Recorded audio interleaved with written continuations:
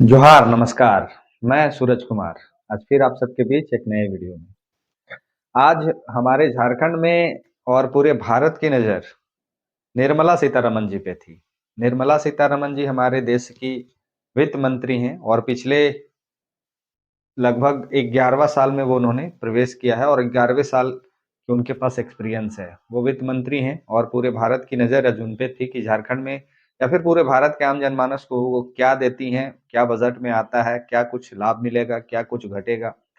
तो सब लोग उम्मीद की निगाहें से, झारखंड की तमाम जनता भी उम्मीद की निगाहें से वित्त मंत्री जी को देख रही थी। लेकिन झारखंड की जनता के पता नहीं किस्मत खराब है या फिर झारखंड सरकार की दुर्भाग्य है या फिर हमारे राज्य के जो नेता लोग हैं उनकी नाकामी है या फिर हमारे जो 9 सांसद बीजेपी के हैं उनकी नाकामी है कि झारखंड को सिर्फ और सिर्फ आश्वासन ना छोड़ के कुछ नहीं मिलता है।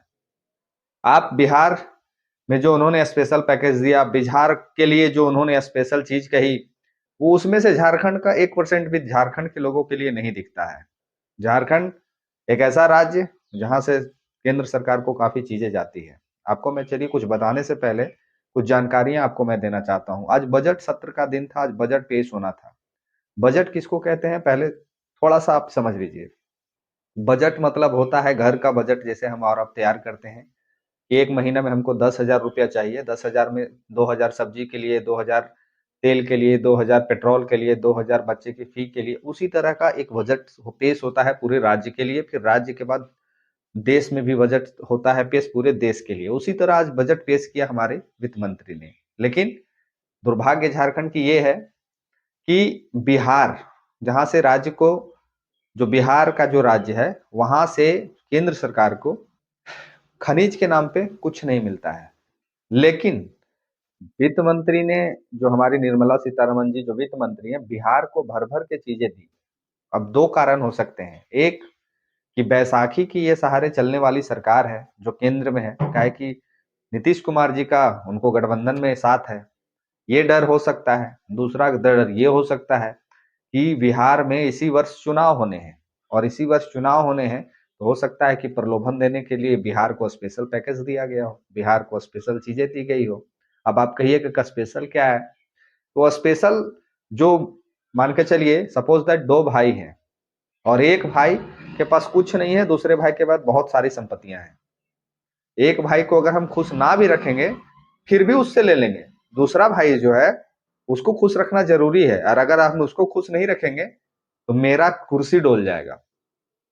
तो बिहार गवर्नमेंट में जो अभी सरकार है नीतीश कुमार की, वो निश्चित तौर पे ये इशारा करता है कि अगर बिहार को आप नहीं देखिएगा तो आपका सरकार हम डुला देंगे।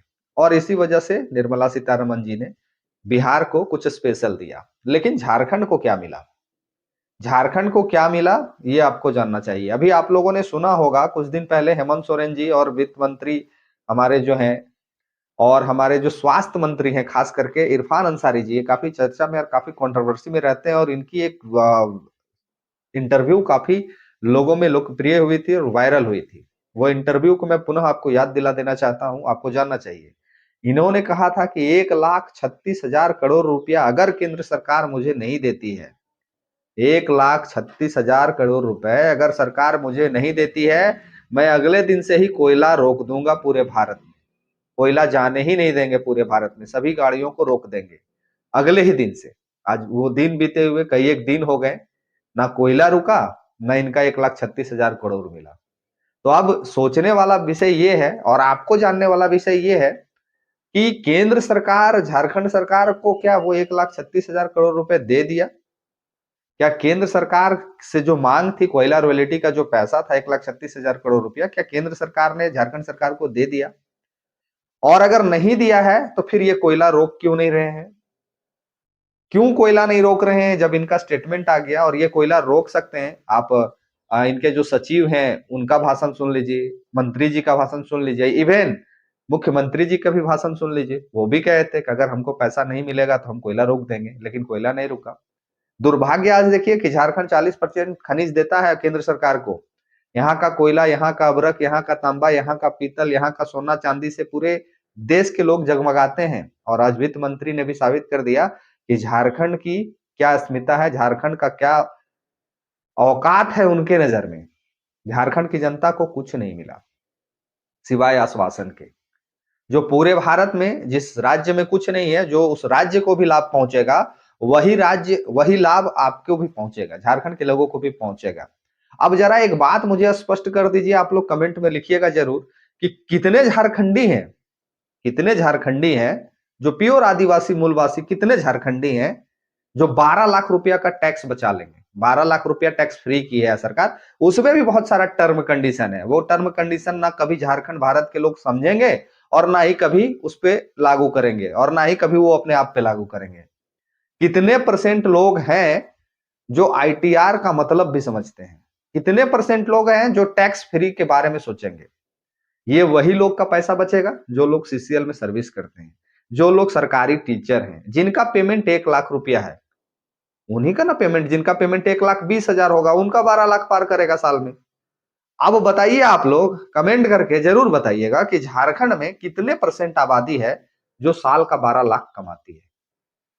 12 लाख समझ में आता है? 12 लाख कितना बड़ा अमाउंट होता है? कितने परसेंट आबादी है? यहां तो लाख 2 लाख कमाना आफत हो गया है झारखंड की जनता को। 56 लाख को तो पहले ही मैया सम्मान मिल के इन्होंने साबित कर दिया कि 56 लाख महिलाएं हैं जो गरीबी रेखा में है या फिर उनके पास कुछ संसाधन नहीं है, पीड़ित है, वंचित है, वैसी महिलाएं हैं। और अभी बहुत सारे नाम और लिस्ट में चढ़ने को बाकी हैं। अब जरा सोचने वाला विषय ये है कि आखिर झारखंड सरकार की नाकामी हम इसे समझें या फिर झारखंड सरकार को नजरअंदाज करती है केंद्र सरकार सभी चीजों में? किसकी नाकामी है? क्या यहाँ के मुखिया जो है वो सही तरह से अपनी बातों को रख नहीं पाते हैं केंद्र सरकार के पास में, या फिर बीजेपी का यहाँ गवर्नमेंट नहीं है इसलिए यहाँ पे विकास की जो धारा है वो जिस तरह से बिहार पहुंच जाता है लेकिन झारखंड नहीं पहुंच पाता है? आखिर दोषी कौन है? किनका दोष है? अगर बिहार को स्पेशल पैकेज मिल सकता है तो झारखंड को क्यों नहीं मिल सकता है? झारखंड की जनता का क्या गलती है? और फिर ये जो 9 सांसद हैं बीजेपी के, ये यहाँ कद्दू छीलने के लिए हैं क्या?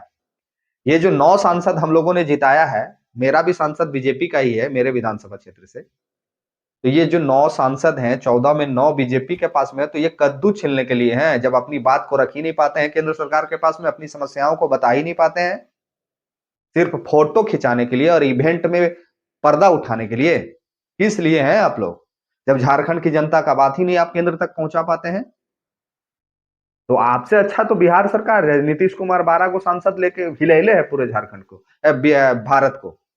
इवन मोदी जी भी हिले हुए हैं, इसलिए निर्मला सीतारमन जी का बिहार के बारे में पैकेज आ जाता है। बिहार के जनता के बारे में, बिहार राज्य के बारे में कुछ सोचती हैं लेकिन झारखंड के बारे में कुछ नहीं सोचती हैं।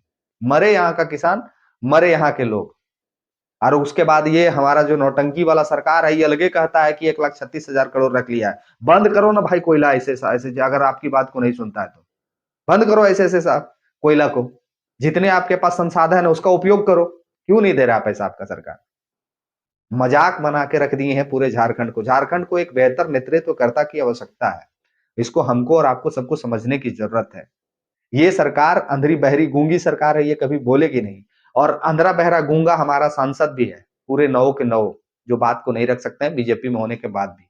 ये प्रश्न क्यों नहीं उठाते हैं सदन में कि झारखंड को कुछ नहीं मिलता है? क्यों नहीं मिलता है? ये प्रश्न उठाना चाहिए था ना सदन में, क्यों नहीं उठाते हैं?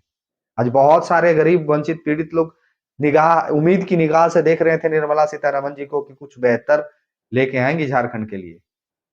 बाबा जी के ठुल्लू के अलावा कुछ नहीं मिला झारखंड को और ना कभी मिलेगा। सोचने का विषय है साथियों, सोचिए, गंभीर विषय है। मैं झारखंड सरकार से यह आह्वान करता हूं या मांग करता हूं कि अगर आपका 1,36,000 करोड़ रुपया केंद्र सरकार आपको नहीं देती है, ये तो आप जो वादा किए हैं कोयला रोकने का, जो वादा किए हैं कि खनिज रोकने का, उसको रोकिए। मैं भी आपका समर्थन करूंगा, मैं भी आपका साथ दूंगा। हम लोग पूरे झारखंडी आपके साथ खड़ा होंगे। कहीं भीतर खाने आप तो ले तो नहीं लिए हैं, क्योंकि आप चुप हो गए हैं, इस पे कोई बयान आ नहीं रहा है, तो कहीं आप ले तो नहीं लिए हैं, और ले लिए हैं तो विकास की गंगा को बहाइए। इवन आपको एक बात बताना चाहते हैं कि प्रधानमंत्री आवास कई एक सालों से झारखंड में बंद है।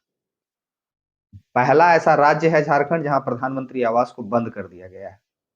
कौन है इसका दोषी, केंद्र सरकार या राज्य सरकार? कमेंट करके लिखिएगा। बाकी आपको बजट कैसा लगा कमेंट में जरूर बताइएगा। मिलते हैं अगले वीडियो में। धन्यवाद। जोहार।